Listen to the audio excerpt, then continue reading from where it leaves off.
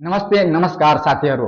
आज हाम्रो टपिक रहेछ नेपाल एकीकरण पछिका शाहवंश राजाहरूको क्रम अर्थात् पहिलोदेखि अन्तिमसम्मको क्रम। आउनुहोस् पहिला यसको एकचोटि सब हामी बुझौँ।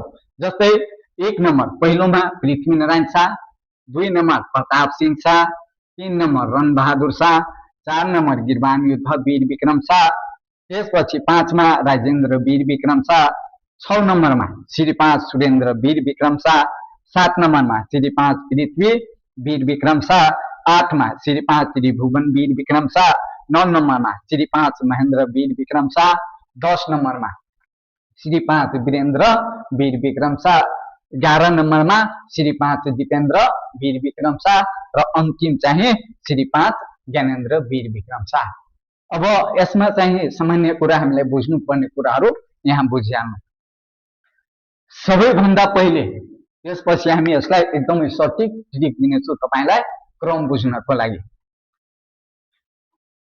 वीर विक्रम उपाधि धारण गर्ने पहिलो शाहवंशीय राजा चाहिँ गिरबान युद्ध वीर विक्रम हुनुहुन्थ्यो, यो कुरा बुझ्नुपर्ने हो। अर्को श्री 5 उपाधि धारण गर्ने पहिलो शाहवंशीय राजा चाहिँ श्री 5 सुरेन्द्र वीर विक्रम।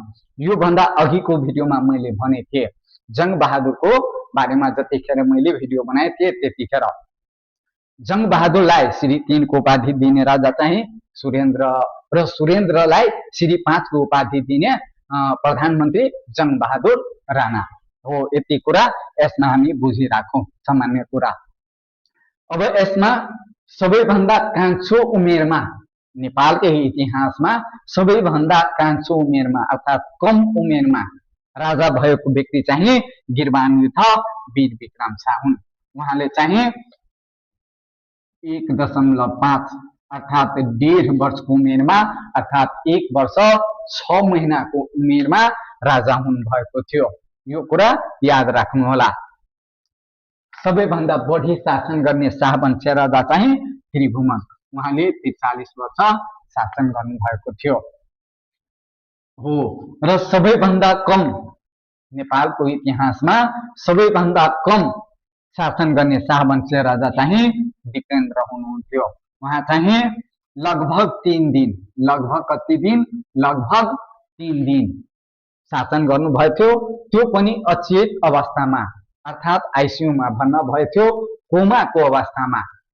सिडिपिएच पनि उहाँलाई लाग्नु भएको थिएन, अचेत अवस्थामा उहाँलाई राजा घोषणा गर्नुभएको थियो। अब हामी बुझ्यौं यसको सही क्रम, यसको क्रम हामी कसरी बुझ्ने हो। जस्तै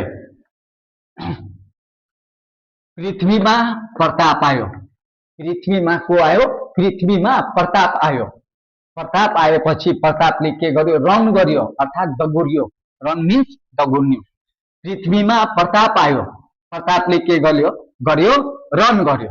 अनि रन गरेपछि के हुन्छ, लड्नु, जसलाई मैथिलीमा भन्छ गिर्नु हैन। त पृथ्वीमा प्रताप आयो, रन गरेपछि गिरिहाल्यो।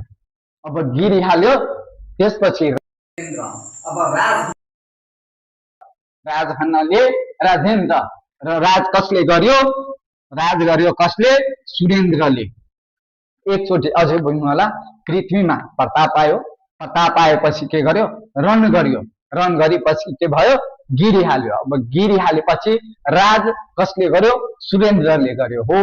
अब सुरेन्द्रले कहाँ राज गर्यो, त सुरेन्द्रले पृथ्वीमा राज गर्यो अर्थात् पृथ्वीमा राज गर्यो। त पृथ्वी वीर विक्रम शाह।